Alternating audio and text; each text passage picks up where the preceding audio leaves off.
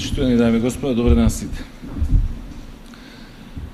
Последните неколку денови се соочуваме со целосно напуштање на елементарната логика и тотално политичко лудило во земјата.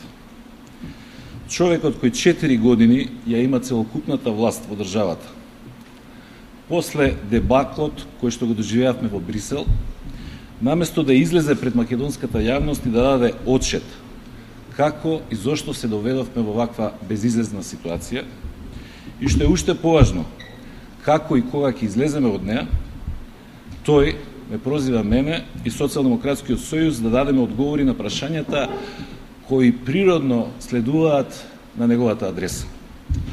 Прашања на кои најчесто во минатото добивавме одговор дека се напишани на 146 страна од природбата во 100 чекори, надградена и проширена. Господине Груевски, или владејте, или одете си. А владење значи решавање на проблемите на овој народ и оваа држава. Владење значи да се соочите и да ја превземете одговорноста за сопствените неуспеси, а не постојано да барате дежурни виновници.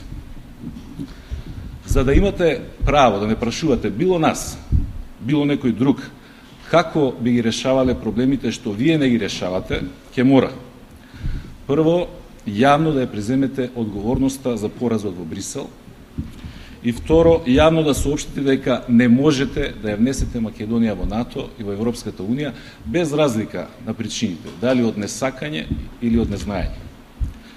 Тогаш ќе добиете од наша страна одговор на вашите прашања.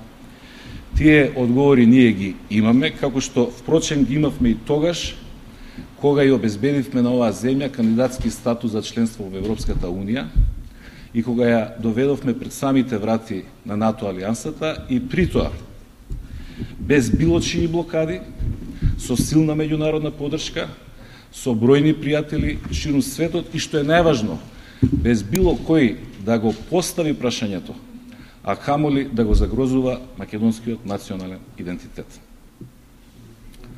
И благодарам, доколку има прашања, стојам на ваше располагање.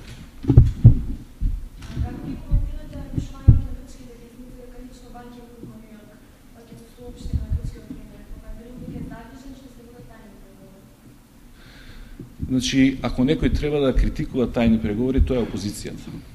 И тоа било вообичаено во изминатив период, а тоа е дека нешто се преговара и договара зад затворени врати, далеку од очите на јавноста и така натаму и така натаму. Искрено ви говорам во моје лично име и во име на Социјалдемократскиот сојуз. Посакувам да има макар тајни преговори.